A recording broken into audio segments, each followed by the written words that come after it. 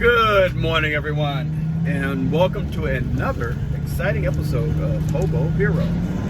So, had a pretty good early this morning start. I just finished up no-gi jiu-jitsu out of Weymouth. Pretty good class today, which I haven't done no-gi in about, I want to say about 2 or 3 months either. So, it was a very good refresher for me to get back in there and pick up some of the old techniques that I might have got a little rusty on.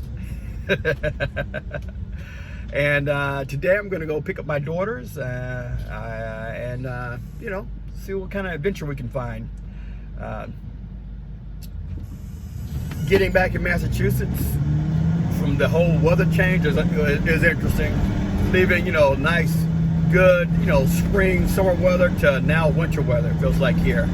But it's supposed to be warmer today, it should be getting up to the 70s, so that's spring enough for the most part. I'm not too sure what the little ladies want to do today, but we'll figure something out. I was actually almost worried about not being, comfortable getting back into my old RV, and but no, it's almost felt like I never even left the damn thing. My bed is just as comfortable as ever. I don't know. Life is good. I definitely needed that little, pre-vacation. Because like I said, I could tell I was getting a little afraid, getting a little, smoke from life and a little burnt out. So definitely need it. And I think today, appreciate being with my little girls and being with them. Man, my mind's in the right place. I can take them out and do things with them. Spoil them a little bit because I don't get a chance to see them that much. So when I do, I like to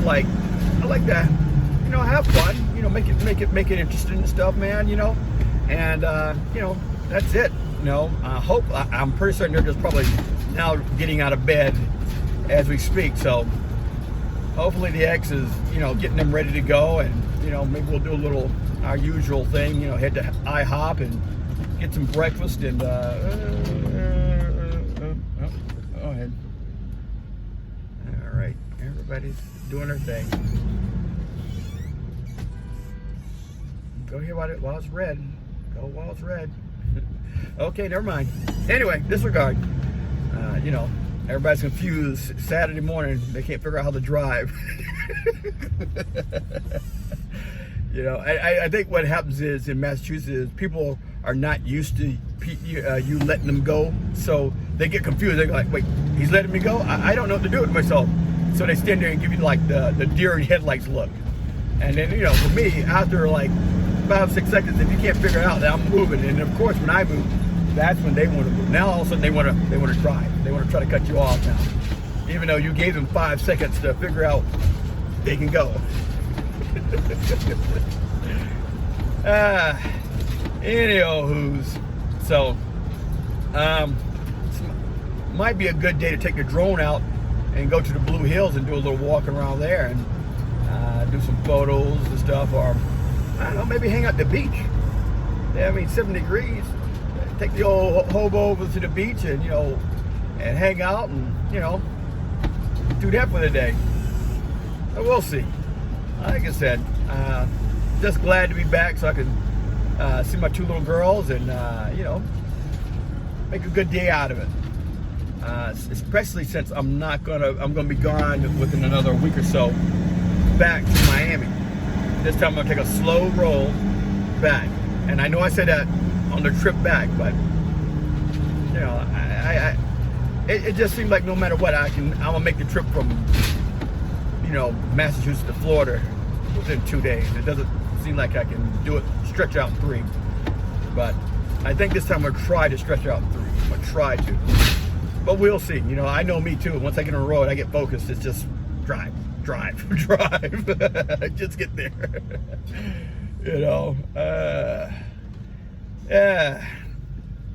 I want to I think my plan is to drive there, on the way there, camp in my Honda for the night, and then when I get there, I'm looking at I'm gonna probably stay at a hostel. I think I'll probably just make it cheap. Like I say, I'm a cheap Charlie, so I'm probably gonna do that.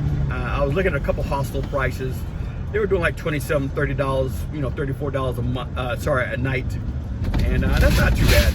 I can swing that. That's easy. That's easy money. All I need is a place to lay my head at night. Whatever.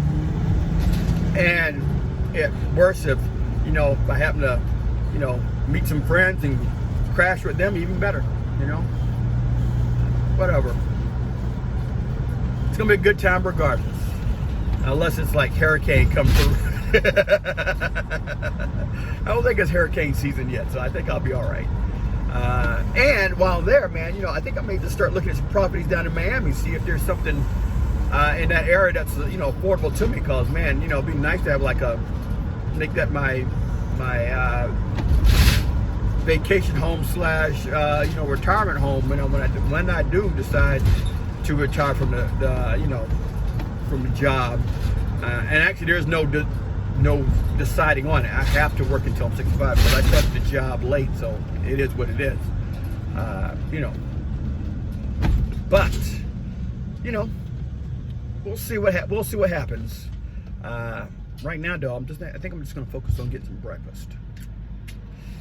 Yeah, whether it's IHOP or I don't know, maybe I'll just take the kids to the mall, and we may just do a little mall eating. I may just, do some lunch. I mean, time we get out there, it's going to be close to like 11 o'clock, 11:30, 12 o'clock. So,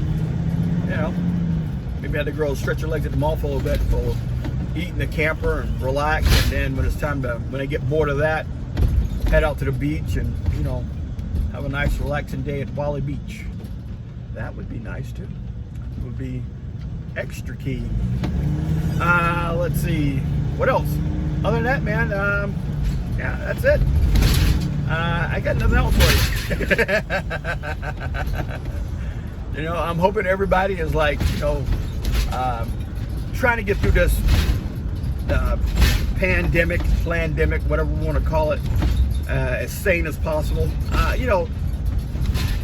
This whole thing, I know there is a cost of life, and I understand there are a lot of people who have been affected, or people who are were surviving on pharmaceuticals in the first place, and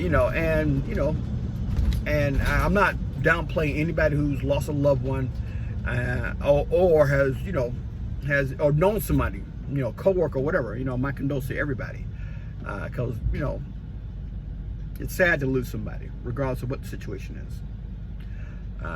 But another cost that no one ever talks about is, mental health. And most of the time we're social creatures by nature. Maybe not me so much, but most humans are social creatures by nature. And not being able to go out and socialize, even with your immediate family, let alone, your friends, and, you always have your thing. You go to this particular pub or this particular bar or this particular venue, you got, you work hard throughout the week. You want to burn that steam off, and you can't do that. Or you lost your job, and now you're scraping pennies to get by because, this whole pandemic has, ruined you. And how can he say that? Ultimately, it's your government. The government is doing it. Because the coronavirus didn't say that you can't go out and do this. The coronavirus didn't say that, you got to do social distancing. That's your government. People are saying that. People, other human beings are saying that. And whether it's right or wrong, it's a cost. Sometimes, some people cut their nose and spike their face. But, a lot of businesses that started in 2020 died. They didn't even get a chance to even they didn't get a chance to even attempt. It was more or less start the business, open the business up, and it's dead because we cannot do anything. And you still owe that loan. That bank don't give a crap that coronavirus came. You may not have to pay it right at the moment, but you're going to still be paying it back. And that's the problem. Everybody who's in government, they're not affected by this. They're really not. They're not. Your government officials, they pretty much are living life like they always lived it. They have no angst on this. They have no skin in the game with this. It's the, you know, Joe Citizen, me and you, who have the angst in the game. And I can't complain too much because as a government worker, you know, and my job as a firefighter and paramedic, my job was sort of bulletproof. I mean, granted, I did saw a reduced income because less time for overtime, you know, woe is me, but I had a job, you know. My department was not cutting back staff because they couldn't, you know, I mean, we are understaffed in the first place, so, you know, for me, I didn't really feel that, but I had a lot of friends who lost their jobs and, you know, was worried about, you know, pinching pennies and what they're going to do and how they're going to pay mortgage and whatever. And granted, yes, those stimulus checks came in and stuff like that, but, you know, nothing's free. You don't get anything for free. Yes, you paid into it, your taxes paid into it, blah, blah, blah. I get it. But nothing's free. You know, everything gets as a cost. You know, it'd be nice if some of those senators and those congressmen were like, you know what? We're not going to take a pay raise this year, or we're not going to, you know, maybe we're going to, you know, pitch a penny or two. You know, the economy is hurting. You know, the American people are hurting. You know, I'm gonna be a good pay. Well, why don't we just start off with, you know, donating some of our income that we don't really need in the first place, and going helping homeless shelters and, you know, food banks and starting, you know, stuff like that. But, you know, none of those congressmen or senators or, you know, people up on the Capitol Hill, they're not doing any of that. They're telling you nice words, they're giving you nice rhetoric, and, you know, we the people got to eat it. You know, and rah, rah, rah, you know, our team this, and, you know, both sides of the bird is still screwing you. Whether it's a right wing or a left wing, you're still getting screwed, you know. It's the same bird, and you're going to have to eat the crow. But all we can do as common folks is just sort of stick together, regardless of what our political differences are, and just, you know, try to get through this, man. You know, see what, open our eyes. Don't believe everything that the alphabet channels tell you. And, you know, and just sort of get through it, man, you know. I'm glad things are sort of opening up now where, you know, His Highness is allowing us to, you know, now there's talk of, you know, wearing your mask when you're outside now, and, you know, we can start, restaurants and stuff can start opening up at 50% and whatever that. So that gives the restaurateurs, these people who rely on, you know, to keep their businesses open, a chance to survive, actually a chance to live, you know. And it gives, you know, people like me, when I want to get out and burn some steam, to go out to a nice restaurant or a bar or whatever, to be able to do so, you know. Like I said, I made this life to, like, do the bare minimum, so when I have my 1 or 2 weeks out of the year, I can go out and do something, I can live it to the max, you know, on my terms. Everybody's got a struggle. I picked my struggle. This is my struggle. I picked it. This is what it is, you know. But I'm just hoping that everybody else is staying safe and sane out there. That's pretty much what it is. I guess this is more of a backwards way of just, you know, checking in and making sure everybody, you know, if you have any issues, you know, I mean, you could turn to a bottle or to some sort of, like, you know, pharmaceutical to help you get through it. But, you know, there's nothing wrong with going out and, you know, maybe talking with a friend, or, you know, get that counseling you need, you know, especially couples. It can be tough on couples, you know, you don't have that same income you had before, you know, you're worried about what you're going to do with your mortgage, your car payments, you know, food, electric bills, whatever it is, you know. This is definitely time. This is, you know, where it counts. But anyway, I secretly feel like the government loves this. They love, you know, causing chaos, calamity, because then you need them. You know, once, you know, if you didn't need the government for anything, there'd be no use for them, and we wouldn't vote them in office.